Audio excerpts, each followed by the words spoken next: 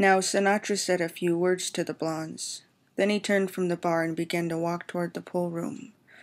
One of Sinatra's other men friends moved in to keep the girls company. Brad Dexter, who had been standing in the corner talking to some other people, now followed Sinatra. The room cracked with the clack of billiard balls. There were about a dozen spectators in the room, most of them young men, who were watching Leo DeRocher shoot against two other aspiring hustlers, who were not very good. This private drinking club has among its membership many actors, directors, writers, models, nearly all of them a good deal younger than Sinatra or DeRocher, and much more casual in the way they dress for the evening. Many of the young women, their long hair flowing loosely below their shoulders, wore tight, fanny-fitting Jack's pants and very expensive sweaters, and a few of the young men wore blue or green velour shirts with high collars and narrow tight pants and Italian loafers. It was obvious from the way Sinatra looked at these people in the pool room that they were not his style, but he leaned back against a high stool that was against the wall, holding his drink in his right hand, and said nothing. Just watched DeRocher slam the billiard balls back and forth. The younger men in the room, accustomed to seeing Sinatra at this club, treated him without difference, although they said nothing offensive.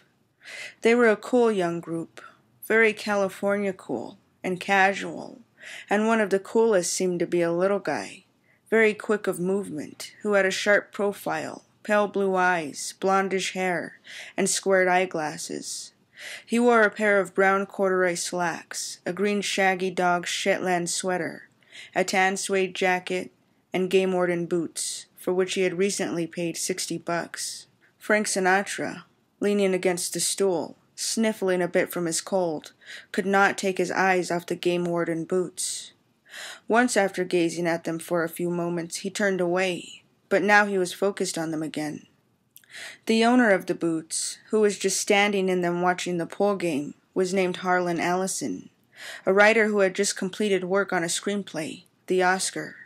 Finally, Sinatra could not contain himself. "Hey," he yelled in his slightly harsh voice that still had a soft, sharp edge.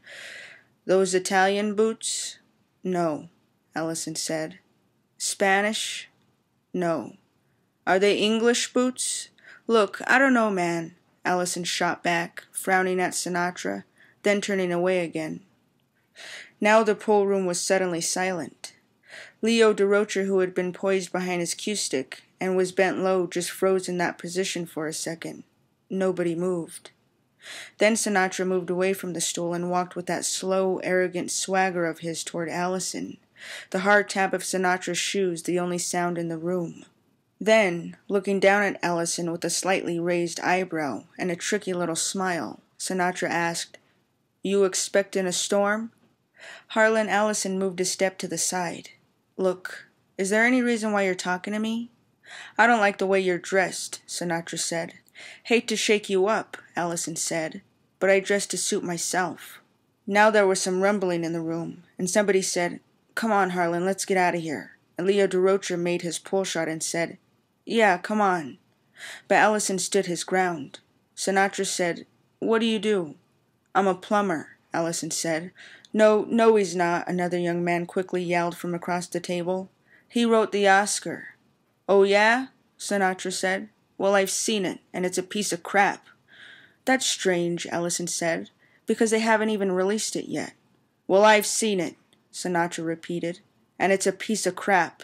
Now Brad Dexter, very anxious, very big opposite the small figure of Ellison, said, "Come on, kid, I don't want you in this room."